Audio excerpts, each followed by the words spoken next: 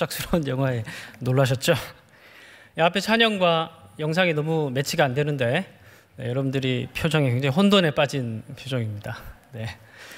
차차 왜 영상을 보게 됐는지는 말씀드리도록 하고요.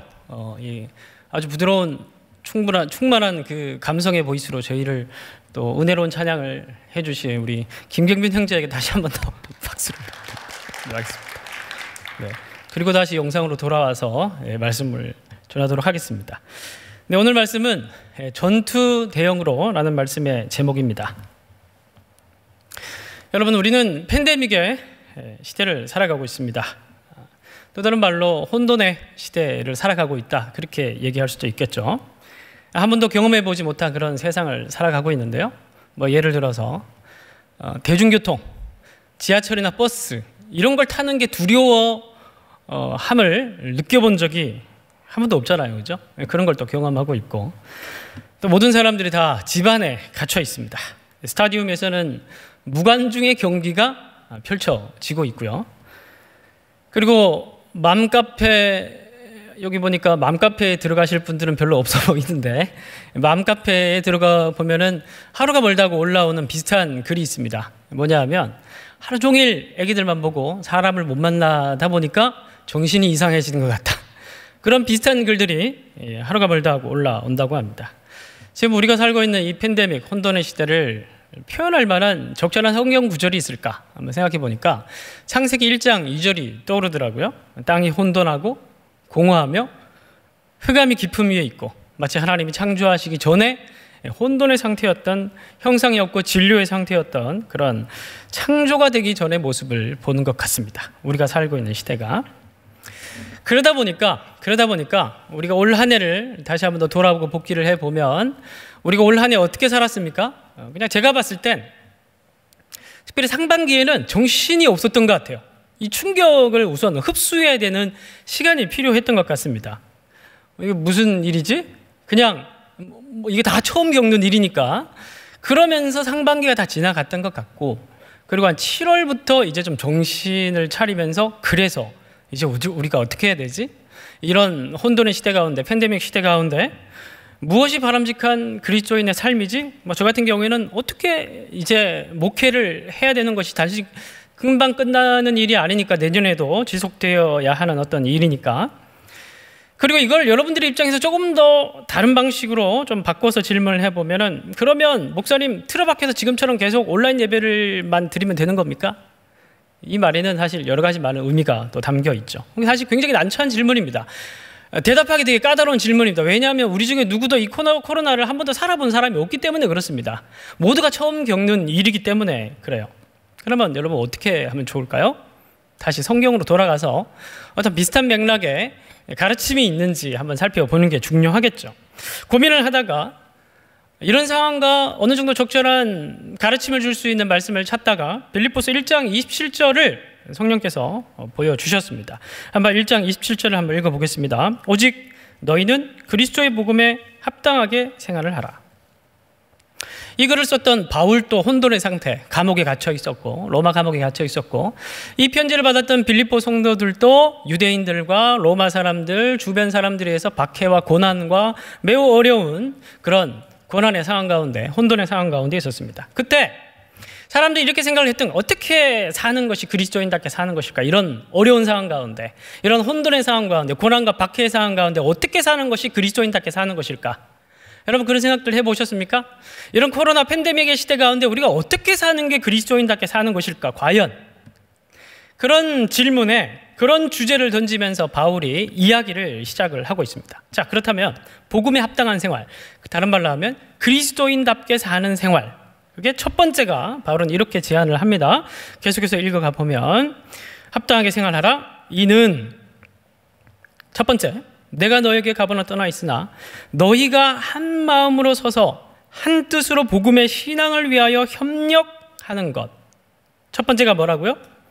한 마음으로 서서 한 뜻으로 복음의 신앙을 위하여 협력하는 것. 조금 더 이해를 돕기 위해서, 뜻을 분명하기 위해서 단어 하나를 설명할 필요가 있겠습니다. 아까 봤던 영상과도 좀 관련이 있는데 27절에 서서라는 단어가 있죠. 이 서서라는 단어는, 스테케테라는 단어는 단순히 지금 제가 서 있는 것처럼 멀뚱하게 서 있는 그런 상태를 얘기하는 건 아닙니다. 우리 아까 봤던 영상에서 로마 중부장 보병들이 적군을 향해서 대오를 유지하면서 달려가고 있고, 그리고 고대 사회 전투에서는 먼저 두 가지 무기를 가지고 있습니다. 하나는 투창을 가지고 있고 하나는 검을 가지고 있죠. 투창은 원거리에 다가오는 적들을 물리칠 때, 공격할 때 사용하는 무기죠. 그래서 먼저 투창을 던지고 그 다음에 단검을 빼서 백병전을 치르는 게 고대 전쟁의 방식이었습니다.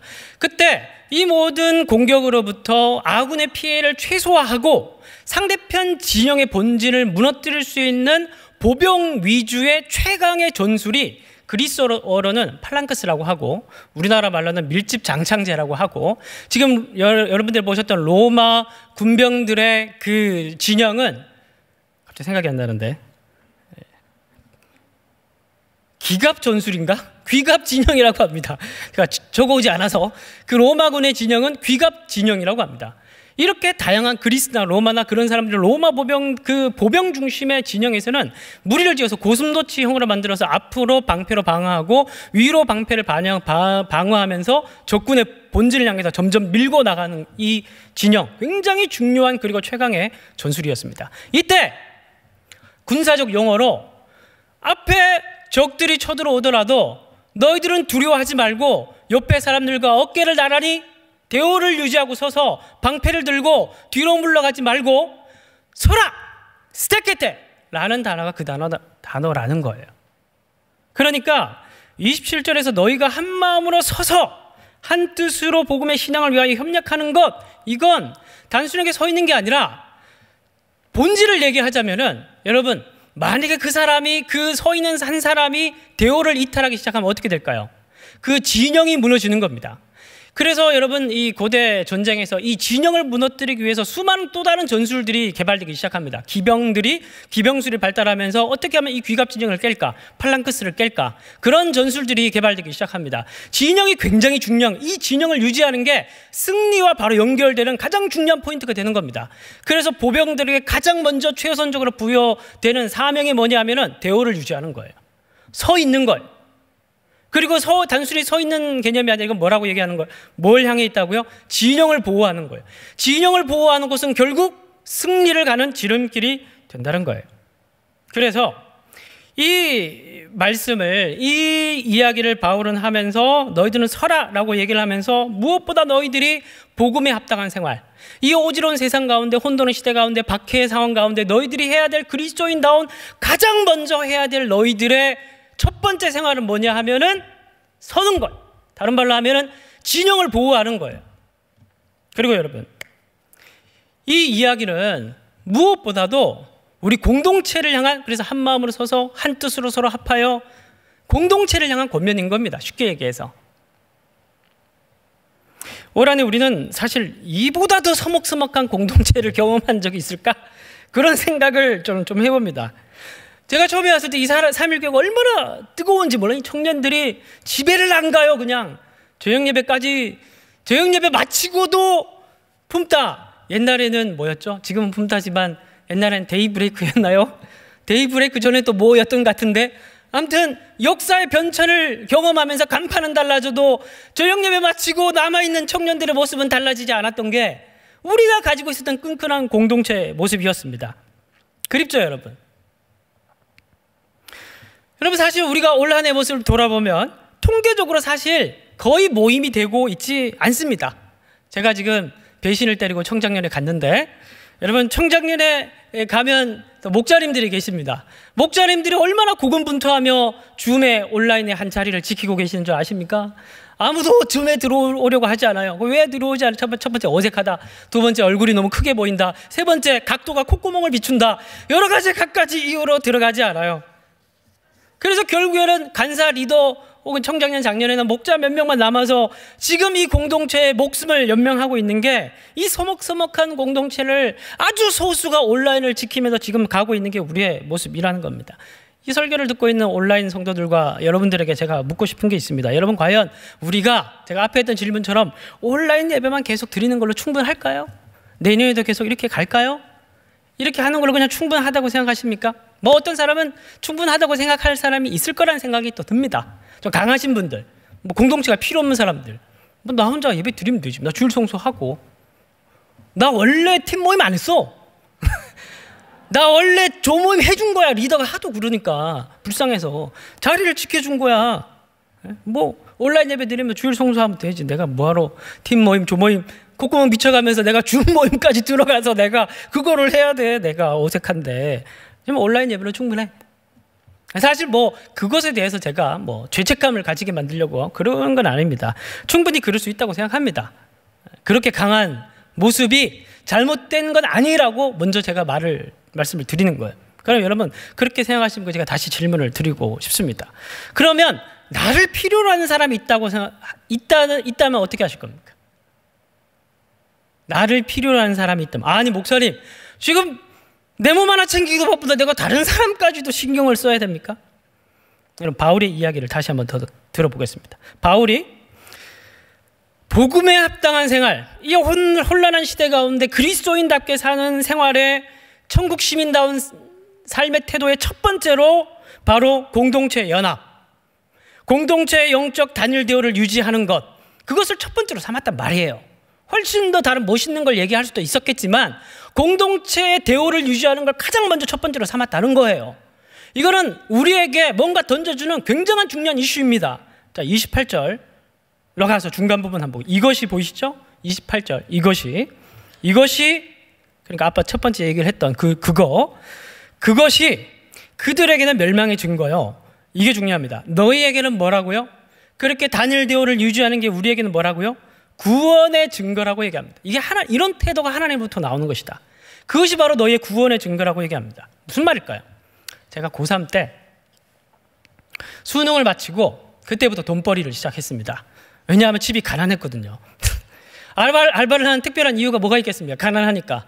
아버님, 어머님이 시골에서 목회하고 계시는데 이제 고3 수능이 끝났으면 이제 마음껏 놀아야 될 거 아닙니까? 그러면 총알을 마련해야죠. 그래서 알바를 시작했습니다.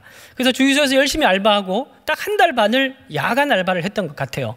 그러면서 생각보다 그때 당시에 돈을 꽤 많이 벌었던 것 같습니다. 야간 알바를 했으니까. 근데 나중에 제가 이 돈을 제가 흥청망청 쓰려고 생각하니까 그 19세 여린 그 마음에 갑자기 서울에서 공부하고 있는 형이 생각나는 거예요.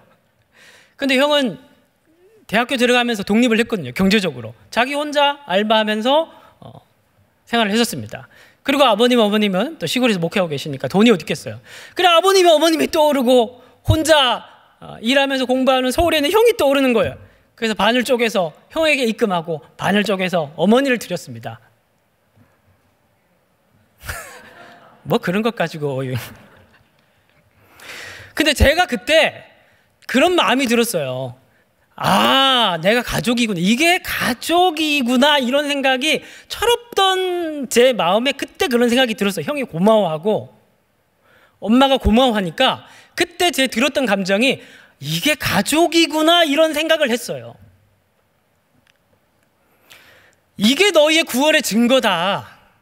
여러분, 교회라는 것이 그냥 내가 필요할 때 찾는 게 공동체고 내가 필요할 때 찾는 게 교회라고 하면 그냥 교회라는 건 우리에게 동사무소나 백화점밖에 안 되는 거예요.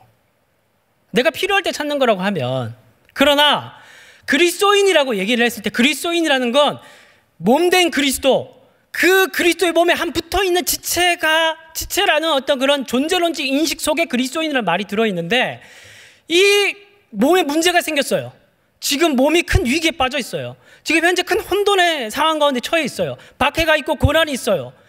그러면은 이 지체가 어떻게 해야 됩니까? 나는 괜찮으니까 괜찮아. 나는 강하니까 괜찮아. 난 팔이니까 괜찮아. 난 다리니까 괜찮아. 그러면은 그 사람은 진짜 자기가 그리스도인인지 생각해 봐야 된다는 거예요. 바울의 논리에 의하자면. 진짜 그리스도인은 언제 나타나느냐? 내가 필요할 때 공동체가 찾는 게 아니라 공동체가 위기에 빠져 있고 공동체가 위험에 처해 있을 때, 혼란에 처해 있을 때 그 공동체를 위해서 자신을 헌신할 수 있는 사람, 자기를 드릴 수 있는 사람, 자기를 희생할 수 있는 사람, 그때 그 사람이 구원받은 증거, 내가 진짜 교회구나. 왜냐하면 내가 교회를 위하고 있으니까. 내가 진짜 그리스도인이구나. 왜냐하면 내가 그리스도를 위하고 있으니까. 그때 그 사람의 정체성이 마치 별이 빛나는 것처럼 눈앞에 환하게 증거로 드러난다고 바울은 지금 얘기를 하고 있다는 것입니다. 여러분, 구원의 증거, 그런 거 어디서 찾으십니까? 여러분들 혹시? 구원의 증거, 내가 구원받았다, 그런 증거. 이 코로나 시대에 난 코로나 안 걸리고, 우리 가족에 아무 문제가 없고, 난 회사에서 잘리지 않았고, 내 사업은 여전히 잘 되고, 나는 건강하고, 하나님 이런 어지럽고 혼란한 상황 가운데 이렇게 우리 가족을 지켜주시고 내 직장에 잘리지도 않고 이렇게 잘 되게 하시니 하나님 감사합니다. 내가 정말 구원받은 백성이구나. 그런 걸로 구원받은 백성이라고 증거가 아니라는 거예요. 진짜 구원받은 증거의 백성은 뭐냐면 2장 1절 봅시다. 2장 1절. 그러므로 그리스도 안에 무슨 권면, 그리스도 안에 있는 연약한 지체 형제 자매들에게 이런 어려운 박해 가운데서 혼란이 있을 때 힘들지 않니? 너 회사에서 어려운 일이 있다고 들었는데 내가 널 위해서 기도해 줄게. 사랑의 무슨 위로, 힘들어하는 사람들에게 편지를 하나 써주고, 연말에 혼자 묵묵히 줌의 자리를 지키고 있는 목자 간사들에게 간사님 한 해 고생하셨죠? 그 외롭게 자리 지키느라고 고생하셨죠? 도와드리지 못해서 미안합니다. 사랑의 위로, 성령의 무슨 교제, 코이노니아, 나누고 구제하는 그런 일들을 얘기합니다. 긍휼이나 자비, 여기서 긍휼이라는 단어는 신체 기관을 가리키는 용어예요. 내장을 가리키는 용어입니다. 우리의 내장을 꺼내주는 자비, 그런 것들이 우리 몸에 나타날 때, 그런 것들을 통해서 우리가 그리스도를 위할 때, 그런 것들을 통해서 우리가 우리의 몸을 돌아볼 때, 우리의 교회를 돌아볼 때, 그때서 내가 교회라는 게 확실해지고, 그때서 내가 그리스도인이라는 게 확실해지고, 그때서야 내가 구원받은 백성이라는 게 눈앞에 확실한 증거로 드러나게 된다라는 거예요. 그것만큼 우리가 구원받은 백성이라는 사실을 부인할 수 있는 증거가 없다라는 거예요. 이런 혼돈의 시대만큼 우리가 그리스도인이라는 사실을 확실하게 드러낼 수 있는 방법이 없다라는 거예요. 줌 모임 참석하시라는 거예요. 네. 생각보다 괜찮습니다, 여러분. 저도 처음에는 이거 뭐지? 너무 어색해가지고 어떻게 하면 이걸 빨리 끝낼까? 한 10번 정도 하니까 좀 익숙해지더라고요. 그래서 요즘 농담도 좀 하고, 그리고 주말에 보면 소그룹 기능이 있습니다. 소그룹 기능으로 한 10명 들어오면 333 나누어서 소그룹 기능으로 흩었다가 자동으로 15분 딱 설정해 놓으면 15분 다시 돌아와요. 그럼 다시 기도하고 마치고. 생각보다 괜찮은 기능이 꽤 많습니다. 괜찮아요.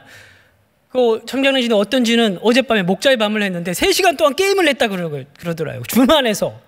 예? 유튜브 들어가면 다 나와요. 줌으로 게임하는 법. 목사님 그 재미없어요. 여러분들 재밌으라고 하는 게 아니고 여러분들의 자리를 필요로 하는 교회를 위해서 참여하라는 거예요. 그게 내가 구원받은 증거라는 겁니다. 그게 복음에 합당한 생활이라는 거예요. 이 혼란한 시대, 팬데믹 시대 가운데 뭔가 대단한 걸 여러분들이 요구하는 게 아니라 교회를 돌아보고 몸을 돌아보고 지체를 돌아보는 게 가장 첫 번째 우리가 해야 될 일이라는 거예요. 대오를 유지해라. 대오를 유지하고 진영을 유지하는 것, 그것이 바로 우리가 이 팬데믹 시대에 승리하는 가장 첫 번째 길이 되는 것이다. 그렇게 바울이 우리에게 그리고 빌립보 성도들에게 권면을 했고 하고 있는 것입니다. 자, 두 번째, 마지막 두 번째입니다. 바울이 복음에 합당한 생활을 뭐라고 얘기하는지 27절 다시 한번 더 쭉 읽어보겠습니다. 오직 너희는 그리스도의 복음에 합당한 생활을 하라. 이는 내가 너희에게 가보나 떠나 있으나 너희가 한 마음으로 서서 한 뜻으로 복음의 신앙을 위하여 협력하는 것과, 하나 끝났고, 두 번째 다 같이 읽겠습니다. 시작.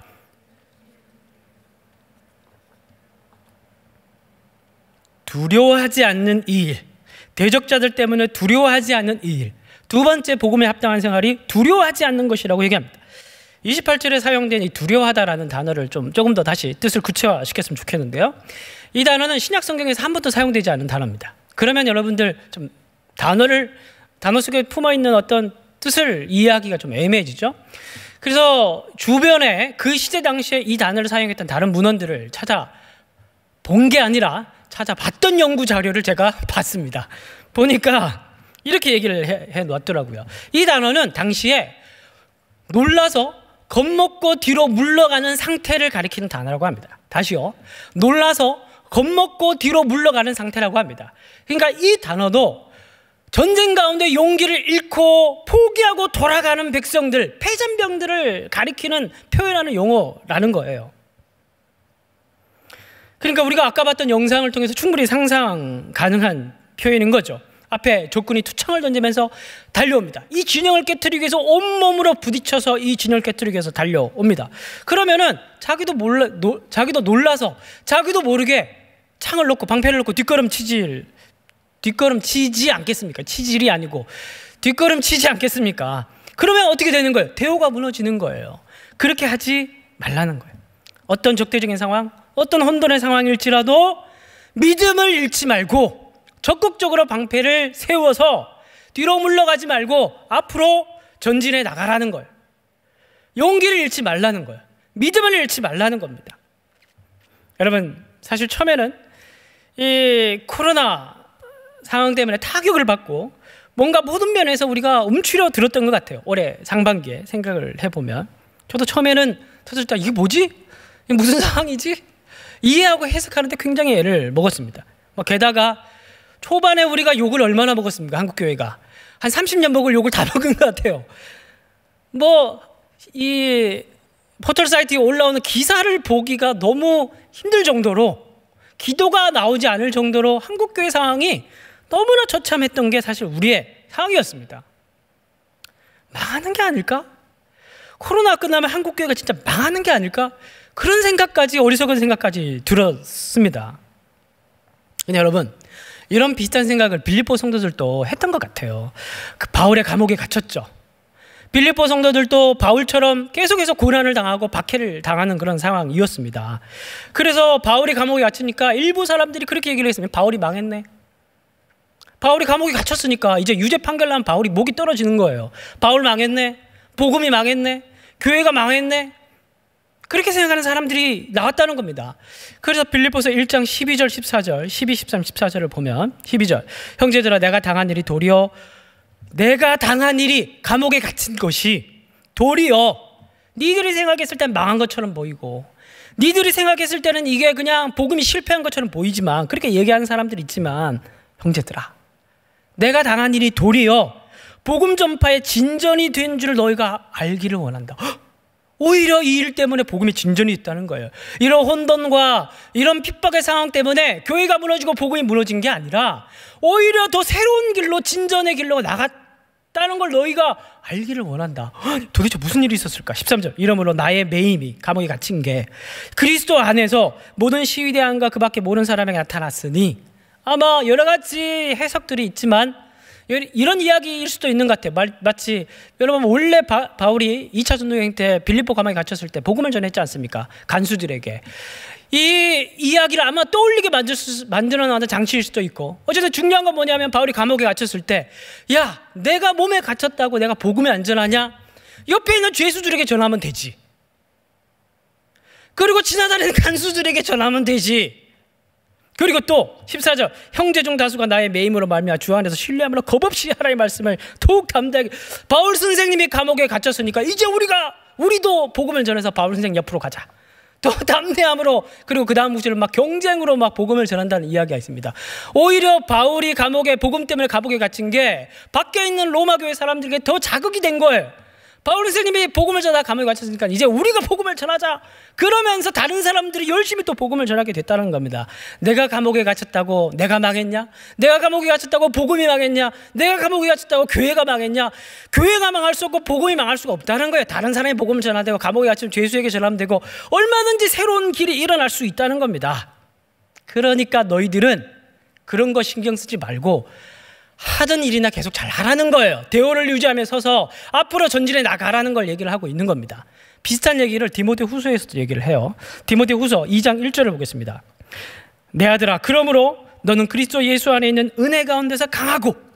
디모데후서는 바울이 빌립보서를 기록하고 난 이후에 바울은 무죄로 풀려납니다. 그리고 2년간 복음을 전하다가 나중에 64년에 로마 대화재가 있고 네로 황제가 본격적으로 기독교인들을 핍박하고 박해하기 시작하죠. 처참하고 잔혹한 그리스도인 박해가 시작되죠. 그때 바울이 다시 감옥에 gat혀서 이번에는 진짜 68년에 순교를 당하게 됩니다. 목이 잘려 순교를 하게 돼요. 그 직전에 썼던 편지가 디모데 후서예요. 디모데 후서를 보내면서 바울이 이렇게 얘기를 하고 있는 겁니다. 겁에 질려 있는 디모데에게, 젊은 목사 디모데에게, 디모데야 강해라. 강한 마음을 가져라. 두려워하지 말라. 감옥에 갇혀 있는 사람이 감옥에 밖에 있는 사람에게 너는 강해야 된다. 그렇게 얘기를 합니다. 왜 이런 얘기를 할까요? 2절. 또 내가 많은 증인 앞에서 내게 들은 바를 충성된 사람들을 부탁해야 된다. 그들이 또 다른 사람들에게 가르칠 수 있도록 너는 가르치는 일을 멈추지 말아야 된다. 어떤 상황이 오더라도 너는 네가 해왔던 일들을 멈추지 말아야 된다. 박해가 있더라도 너는 네가 하던 일들을 멈추지 말아야 된다. 그러면서 3절부터 6절까지 군인, 마라토너, 농부 3가지 예를 들면서 이 3가지 예는 뭐냐면 목적이 있는 사람은 멈출 수 없다는 얘기를 하고 있는 거예요. 군인의 목적은 뭡니까? 사령관이 내린 오더예요. 그 오더를 완수하기 전까지 군인은 명령을 완수하기 전까지 절대 멈출 수가 없는 게 군인입니다. 그리고 마라토너, 이미 신호소리와 함께 아스팔트를 트랙 위를 뛰기 시작한 마라토너는 결승전에 자기와 승리와는 상관없이 결승전에 들어가기 전까지는 절대 그 달리기를 멈출 수 없는 사람입니다. 농부는 추수하기 전까지 절대 자신의 농사짓는 일을 그만둘 수 없는 사람입니다. 너에게 사명이 있다면 어떤 상황이 올지라도 너는 그 사명을 멈출 수 없는 것이다. 그 얘기를 바울은 디모데에게 얘기를 하고 있는 거예요. 그리고 이 얘기를 또 누가 하고 있다고요? 너는 놀라서 겁먹고 뒤로 물러가지 말라. 어떤 빌립보 상황이 있을지라도 너의 환경이, 우리의 환경이 어떤 박해와 고난의 상황이 있을지라도 네가 놀라서 겁먹고 뒤로 물러나지 말라. 네가 하던 일을 계속해 가라. 그렇게 얘기하는 게 또 어디에 있는 본문이라고요? 빌립보서. 2번째, 복음에 합당한 생활은 무엇인가? 네가 하던 일을, 해왔던 일을 복음 전파하는 그 사명의 일을 멈추지 않고 끝까지 하는 거. 죽을 때까지 하는 거. 어떤 상황이 올지라도 망했다고 얘기하지 않고 승리를 확신하며 끝까지 하는 거. 그것이 바로 복음에 합당한 생활을 하는 것이다.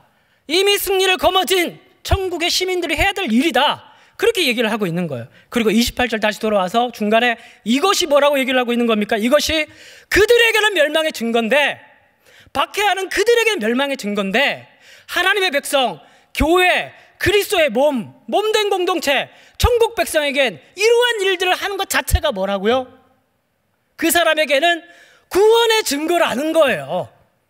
다른 게 구원의 증거가 아니라 멈추지 않고 우리의 일들을, 우리의 어떤 상황이든지 간에 우리가 해왔던 일들을 계속해가는 게, 그게 그리스도인이 해야 될, 그게 구원받은 백성이 할 가장 중요한 일이고, 그게 우리의 구원받은 표징이라고 빌립보서에서 바울이 얘기를 하고 있는 거예요.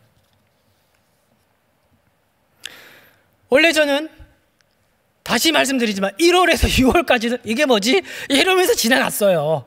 여러분도 그렇겠지만 7월부터는 이제 뭐 할까? 이런 고민으로 시작을 했어요. 그러면서 뭘 할까 고민하다가 유튜브의 선구자잖아요, 제가. 그래서 유튜브 하고 있는 걸로 이 일을 이때를 위함이 아닐까 이런 생각이 들어가지고 유튜브 라이브 방송을 통해서 성경 통독을 시작했습니다. 그래서 내가 가르치는 일을 멈추지 말아야지. 그래도 내가 3일 바이블 카지를 하고 있으니까 이거 하는 의미로 성경 통독이나 하자. 성경이나 읽자. 못 만다니까 라이브로 하자. 그러면서 시작을 했는데 반응이 너무 좋은 거야. 그래서 시즌1에서 150명이 일독을 했습니다. 그리고 시즌2에서는 지금 다음 주에 계시록이 마치는데 시즌2에서는 270명이 신청을 했고 지금 170명 정도가 일독을 완료를 앞두고 있습니다. 근데 여러분 이거 준비하려면 단락 정리를 해야 되고 해설 통독을 하기 때문에 단락을 다 정리를 해야 돼요. 단락 정리하는데 얼마나 힘든 줄 아십니까 여러분? 그걸 정리하는데 꼼꼼히 다 봐야 되는 거예요. 그러면서 먼저 제가 한번 초벌구이를 한번 보고 그 다음에 방송을 하기 전에 방송 실수가 있으면 안 되니까 하기 전에 예행 연습을 한번 합니다. 그리고 라이브 방송을 해요. 그렇게 한 번 방송을 하기 위해서 3번을 정독을 합니다. 시즌2를 했으니까 제가 7월부터 지금까지 신약을 6독을 한 거예요. 제가 올 한 해. 제가 사역을 자랑하려고 하는 게 아니고, 물론 자랑하려고 하는 마음 조금, 자랑하려고 하는 게 아니고 또 이걸 여러분들이 그대로 하라는 게 아니고 움츠러들 필요가 하나도 없다는 걸 말하고 싶은 거예요. 사명이 없을 수는 있지만 길이 없을 수는 없다는 거예요.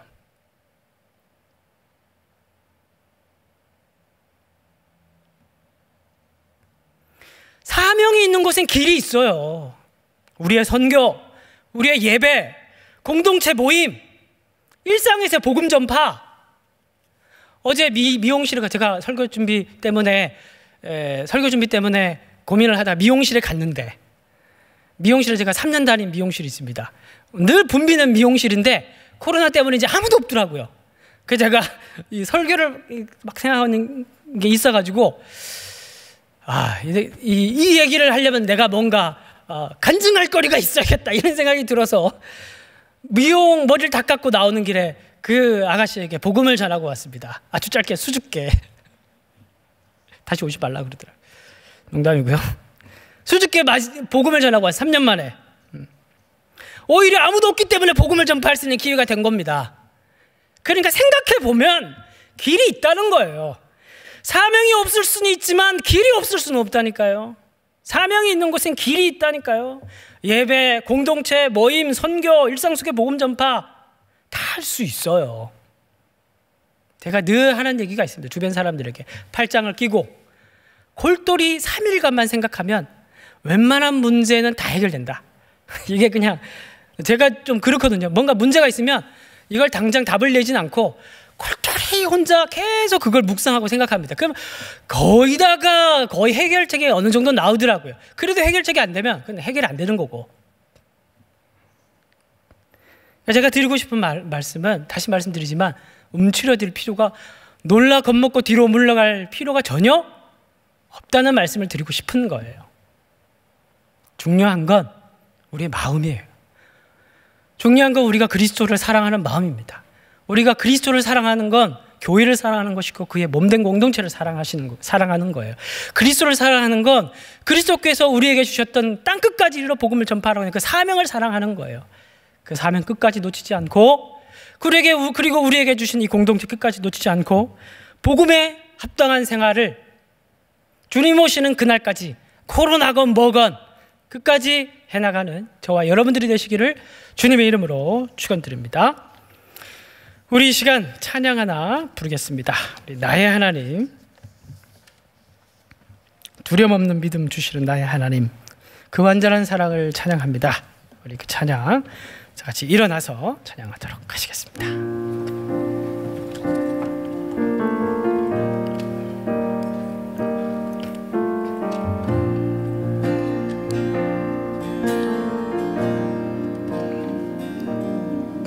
나의 사랑, 나는 어여쁘고 참 귀하던 보석보다 귀하다. 내가 사랑스럽지 않을 때 나는 온전히 사랑하고 너와 함께하러 내가 원하노라. 나의 사랑, 나의 사랑은 결코 변치 않아. 잘 돌보시네. 푸른 나무고 꽃은 지르가 주의 말씀을 진실해. 실수가 없으신 주만 나라. 주님의 나라와 주님의 나라와 뜻이 나의 삶 속에 임하시며 주님 알기를 주만 보기를 소망해.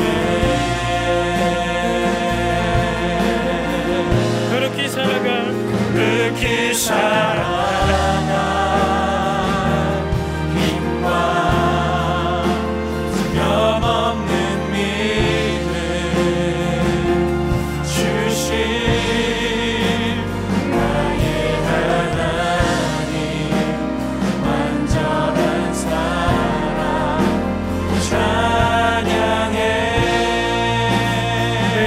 찬양합니다. 나의 사랑.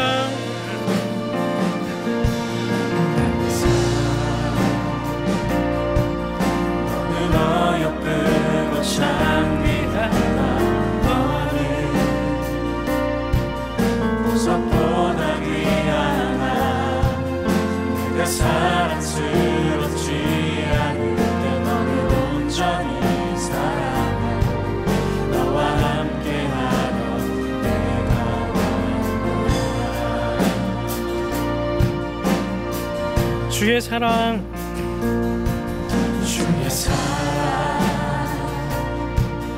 이 사랑은 결코 변치 않아 모든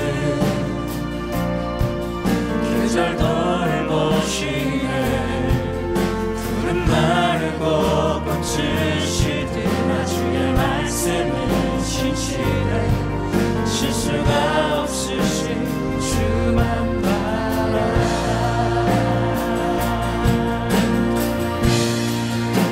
주님의 나라와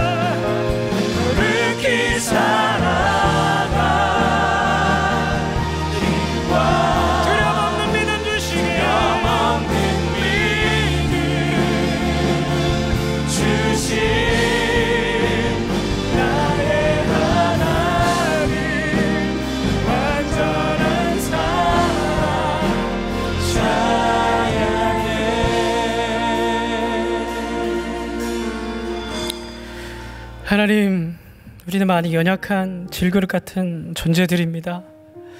조그만 충격에도 쉽게 고꾸라지고 넘어져서 일으켜주기 전까지는 절대 일어나지 못할 그런 연약한 존재들입니다. 주님, 오늘 또 우리에게 찾아오셔서 강하신 당신의 오른팔로 우리를 붙들어 주시고 일으켜 세워 주시옵소서. 처음 우리가 구원받았을 때 우리에게 성령으로 안수하며 우리 마음에 말씀하셨던 그 사명, 다시 한 번 더 불일 듯 우리 마음 가운데 일으켜 세워 주시고, 다시 한 번 더 이 어두운 혼돈의 시대 가운데서도 우리가 멈추지 않고 우리에게 주신 그 사명 감당할 수 있도록 두려움 없는 믿음 부어 주시옵소서. 늘 성령으로 충만케 하시고 이 어두운 시대 가운데 약해 쓰러져 있는 연약한 생명들, 지체들을 돌볼 수 있는 그런 긍휼의 마음, 자비의 마음까지 허락하여 주옵소서. 이제는 우리 주 예수 그리스도의 은혜와 하나님 아버지의 그 크신 사랑하심과 성령의 교통 충만 역사하심이 그리스도의 몸에 헌신하고 물러서지 않는 믿음으로 전진하기를 다짐하고 돌아가는 이 시간 머리 숙인 모든 성도들 머리 위에 이제로부터 영원토록 함께 있기를 축원하옵나이다. 아멘.